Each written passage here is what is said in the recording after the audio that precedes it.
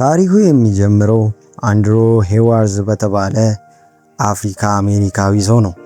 በከተማ ዳርቻ ሰፈር ውስጥ በምሽት ዘግይቶ የሴት ጓደኛውን ቤት እየፈለገ ይንከራተታል። በስልክ እያወራ ሳለ አንድ ምስጢራዊ መኪና እየተከታተለ መሆኑን ያስተውላል። በድንገት የጥቁር ፈረሰኛ የራስ ቁር በለበሰ ምስጢራዊ አሽከርካሪ ጥቃት ይደርስበታል እናም ይታገታል። ይህም ታሪኩን አስፈሪና ውጥረት የነገሰበት ያደርገዋል። ታሪኩ በመቀጠል በዳንኤል ካሉያ ወደ ተጫወተው የ24 ዓመቱ ጎበዝ ፎቶግራፍ አንሺ ክሪስ ዋሽንግተን እና የኤሊሰን ዊሊያምስ ወደ ተጫወተችው የሴት ጓደኛው ሮዝ ይቀየራል። ቅዳሜና እሁድን በሮዝ ወላጆች ቤት ለማሳለፍ እየተዘጋጁ ነው። ሮዝ ክሪስ ጥቁር መሆኑን ለወላጆቿ አልነገረችም። ይህም ትልቅ ጉዳይ እንዳልሆነ አድርጋ ትቆጥረዋለች። ከክሪስ መኖሪያ ቤት የጎዳና ላይ ጉዞ ይጀምራሉ።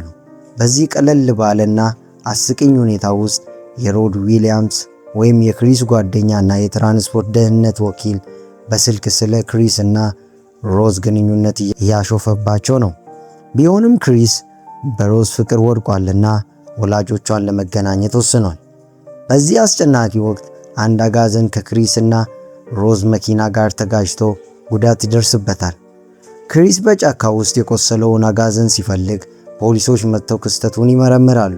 ኦፊሰር ራያን ክሪስን መታወቂያ ሲጠይቀው ሮዝ ክሪስን ለመከላከል ትሟገታለች።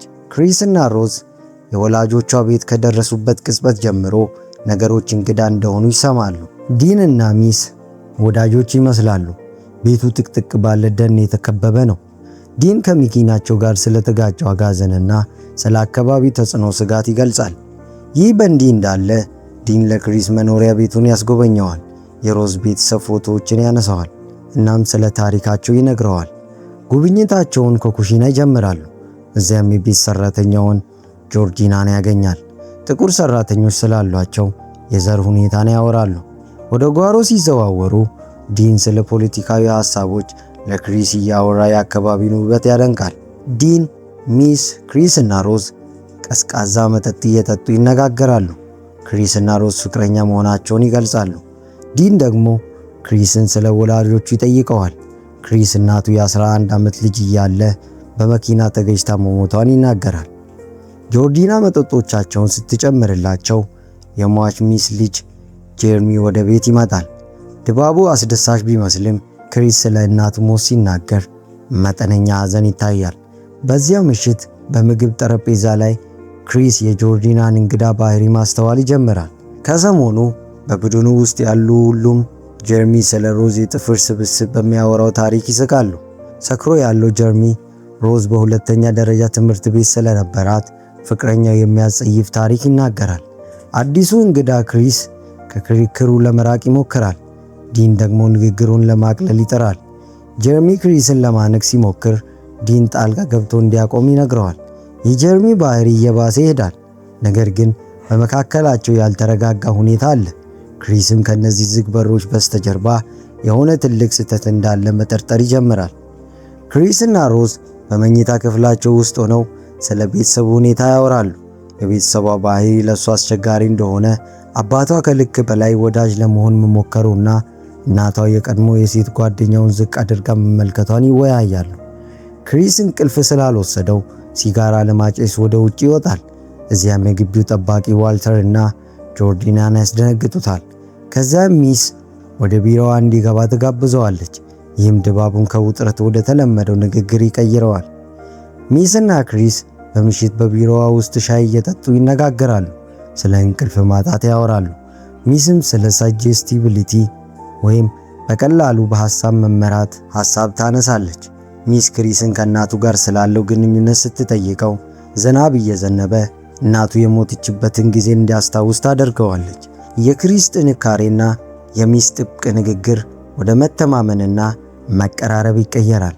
በዚህ አስጨናቂ ወቅት የ11 ዓመቱ ክሪስ እናቱ ወደ ቤት ስላልመጣች አልጋው ስር የሆነ ነገር ሲፈልግ የነበረውን ያስታውሳል። ክሪስ እርዳታ ለመጠየቅ በማቅማማቱ የጥፋተኝነት ስሜትና ጭንቀት ይሰማዋል። ታሪኩም የ11 ዓመቱ ክሪስ ጭንቀትና የጥፋተኝነት ስሜት እየተሰማው ከሚስ ጋር በስልክ ሲያወራ የሚያሳየው የኋላ ትዝታ ይወስደናል።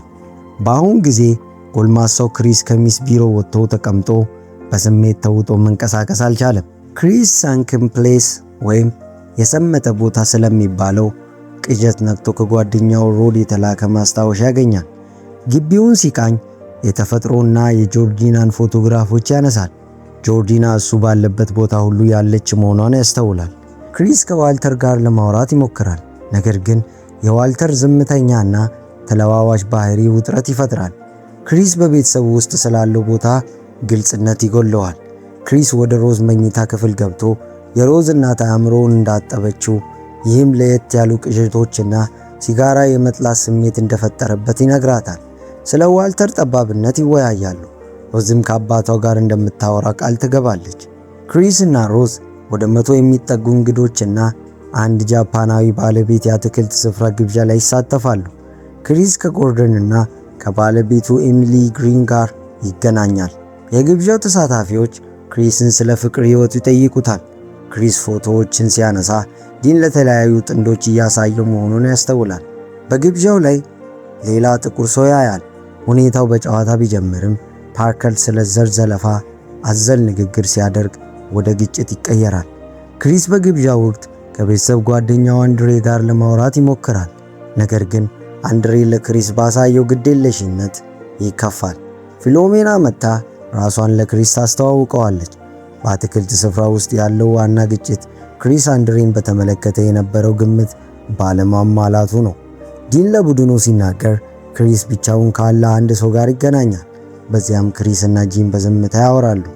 ክሪስ ስልኩን ቻርጅ ለማድረግ ወደ ሮዝ ክፍል ይሄዳል። ነገር ግን ስልኩ ተነቅሎ ጠፍቷል። ጆርጂና የነቀለችው ይመስለዋል። ሮዝ ግን ትጠራጠራለች። የክሪስ ጭንቀትና የሮዝ አለመተማመን ድባቡን ምቾት የማይሰጥና አጠራጣሪ ያደርገዋል። ክሪስ ለሮድ ደውሎ የሮዝ እናት በሐሳብ እንደመራችው ይነግረዋል። ሮዚ በእነዚህ ቤተሰብ ስጋት ይገባዋል። የቤት ሰራተኛዋ ጆርጂና መታ የክሪስን ዕቃዎች ስለነካች ይቅርታ ትጠይቃለች። ነገር ግን ንግግሯ ክሪስን ምቾት ይነሳዋል። ክሪስ ምስጢራዊ ቀልድ ያላቸው የሚመስሉ ብዙ ጓደኞችን በዲን አትክልት ስፍራ ያገኛል። ዲን ስለ አፍሪካ አሜሪካዊነት ሲጠይቀው ክሪስ ምቾት አይሰማውም። ክሪስ ለአንድሬ ወይም ሎጋን ጥያቄዎችን ይጠይቀዋል። ፎቶ ሲያነሳው ግን በድንገት ሎጋን ይቆጣል። የፎቶው ብልጭታ በሎጋን ላይ ድንገተኛ መጥፎ ስሜት ይፈጥራል። ብልጭታው በሎጋን ላይ መንቀጥቀጥ እንዳስከተለበት ይናገራል። ሎጋን ይቅርታ ጠይቆ ከሚስ እና ከፊሎሜና ጋር ይወጣል። ድባቡን ለማስተካከል ቢንጎ ይጫወታሉ እና ርችት ይተኩሳሉ። የሮዝ እና የክሪስ ጭቅጭቅ ይቀጥላል። ክሪስም ብቻውን ለመንሸራሸር ይወጣል። የሳሎኑ ድባብ ውጥረት የነገሰበትና እንግዳ ነው። በጫካ ውስጥ ሮዝ እና ክሪስ ስለ ክሪስ ግራ መጋባት ያወራሉ። በተለይም ቀደም ብሎ የታገተው ሎጋን የማውቀው ይመስለኛል የሚለውን ሐሳብ ያነሳሉ። ዲን እና ሌሎች እንግዶች የአትክልት ስፍራ ውስጥ የክሪስን ፎቶ ለጨረታ ያቀርባሉ። ሮዝ ክሪስ ስለ ሐሳቡ እንዲያወራ ታበረታተዋለች። እሱ ግን ዝምታን ይመርጣል። ይህም ውጥረቱን ይጨምራል። ዲን ጓሮ ውስጥ ንብረቱን ለጂም ሃድሰን ይሸጣል። ክሪስ እና ሮዝ ደግሞ ጫካ ውስጥ ያወራሉ። ሮዝ የወር አበባ ዘግይቷል ስትለው ክሪስ የእናቱን ሞት ያስታውሳል። ቢሆንም እርስ በእርስ ተጽናንተው ወደ ቤት ይመለሳሉ። በክሪስ እና ሮዝ መካከል ያለው ምስጢራዊ ንግግር ሁኔታውን ከባድ ያደርገዋል። ከግብዣው በኋላ ክሪስ ገላውን ይታጠባል። ክሪስ የሎጋን ወይም የአንድሬን ፎቶ ለሮድ ይልካል። ፎቶ ላይ ሎጋን የተለየ ልብስ ለብሶ ከአንዲት ነጭ ሴት ጋር ይታያል። ሮድ ሎጋን ከቴሬዛ እህት ቬሮኒካ ጋር ግንኙነት እንዳለው ይረዳል። ነገር ግን የስልኩ ባትሪ በመጥፋቱ ንግግራቸው ይቋረጣል። ክሪስ በምሽት የሮዝን ክፍል ሊለቅ ሲል በቁም ሳጥን ውስጥ ሮዝ ከብዙ ጥቁር ወንዶች ጋር ዋልተንንም ጨምሮ የተነሳችውን ፎቶ የያዘ ደብተር ያገኛል። ይህ ግኝት ክሪስ በሮዝ ላይ ያለውን እምነት ያጠፋዋል። ክሪስ በመኪናው ውስጥ ሁሉንም ነገር ይረዳል። ሮዝ ግን ምንም እንዳላወቀች ትመስላለች። ጉዳዩ ሳይፈታ ክሪስ ክፍሉን ይለቃል። ዲን ሮዝ፣ ጀርሚ እና ሚስ ክሪስ የታመመውን ውሻ ወደ ሐኪም ለመውሰድ እንዳይወጣ ይከለክሉታል። ክሪስ ስለ ዓላማው ይጠይቃል። ለማምለጥ ሲሞክር ግን ነገሮች ይደበዝዙበትና ይወድቃል። ክሪስ ወደ ጨለማ ገደል ከወደቀ በኋላ ጀርሚ እና ዲን የጭንቅላት ጉዳቱን ያክሙታል። ሮድ የክሪስን ቤተሰብ ሲጎበኝ ሲድ የተባለውን የክሪስን ውሻ ያገኛል። ሮድ በክሪስ ላፕቶፕ ላይ ስለ አንድሬ ሄዋርዝ መጥፋት የሚገልጽ ዜና ሲያይ ይጨነቃል። ክሪስ በጨለማ ክፍል ውስጥ ወንበር ላይ ታስሮ ይነቃል። በአጋቾቹ አማካኝነት በቴሌቪዥን ይነጋገራል። ሮድና ክሪስ በተለያዩ ቦታዎች ሆነው ጭንቀታቸውን ይገልጻሉ። ሮድ ለፖሊስ ኦፊሰር ላቶያ ክሪስ መጥፋቱን ይናገራል። ሮድ አንድ ሀብታም ቤተሰብ ክሪስን አግተው ለጾታዊ ግንኙነት ባሪነት ሊጠቀሙት እንደሆነ ያምናል። ለኦፊሰር ላቶሊያ የክሪስ ጓደኛ የሆነውንና ጠፍቶ የተመለሰውን የአንድሬን ፎቶ ያሳያል። መጀመሪያ ላይ ባታምነውም ኦፊሰር ላቶሊያ የሮዲያን ታሪክ ለመስማት ከጋርሲያና ከድሬክ ጋር ትገናኛለች። ነገር ግን ፖሊሶቹ በሮድ ስጋት ላይ ይሳለቃሉ። ሮድ የሮዝን ቤተሰብ ይከሳል። ንግግራቸውን በድብቅ ይቀዳል። ሮድ በሮዝ የመመገቢያ ክፍል ውስጥ ስለ ክሪስ መጥፋት ከሮዝ ጋር ለማውራት ይሞክራል። ነገር ግን ሮዝ ለኔ ፍቅር አለው ብላ ትከሰዋለች። ይህም ሮድ በፍርሃት ስልኩን እንዲዘጋ ያደርገዋል። ክሪስ በጨዋታ ክፍል ውስጥ ሆኖ የዲን አባት ሮማን አርሜቴጅን በቴሌቪዥን የሚያደርገውን ንግግር ይሰማል። ሮማን ክሪስን ኮአጉላ የተባለውን የቤተሰቡን የሕክምና ግንኙነት እንዲቀበል ያሳምነዋል። ሮማን ክሪስን ለማረጋጋት ሙዚቃና ውብ ቦታን ይጠቀማል። ነገር ግን ይህ የክሪስ እስርና የሕክምና አካል መሆኑን ይጠቁማል። ክሪስ ቀስ በቀስ ሂደቱን ይረዳል፣ ጥያቄዎችንም ይጠይቃል። ከዚያም ክሪስ ራሱን ይስታል። ጀርሚ በጨዋታ ክፍሉ ውስጥ ይመታል። ክሪስ በኦፕሬሽን ክፍሉ ውስጥ ዲንን በአጋዘን ቀንድ ይወገዋል። ጂም ይገደላል። ክሪስ የኦፕሬሽን ክፍሉን ያቃጥላል። ጆርጂና የክሪስን ምስል በኩሽና ውስጥ አይታ ትሸሻለች። ሚዝና ክሪስ በቢሮዋ ውስጥ ይጣላሉ። ክሪስም በደም የተለወሰ የደብዳቤ መክፈቻ ይይዛል። ጭቅጭቁና ስሜቱ ሲባባስ ትዕይንቱ በአመፅና በአደጋ ይጠናቀቃል። ክሪስ ጀርሚን ከወጋው በኋላ በመኪና ይሸሻል። ክሪስ ለማምለጥ ሲሞክር በስህተት ጆርጂናን በመኪና ይገጫታል። ስትሞትም ይደነግጣል። ዋልተር ክሪስን ያጠቃዋል። በመጨረሻም ዋልተር ራሱን ያጠፋል። ክሪስ ሮዝን ሊያንቃት ሲል ይተዋታል። ሮድ ደርሶ ክሪስን ይዞት ይሄዳል። ሮዝ ብቻዋን ትቀራለች። ታሪኩም እንዲህ ባለ ሁኔታ ይጠናቀቃል።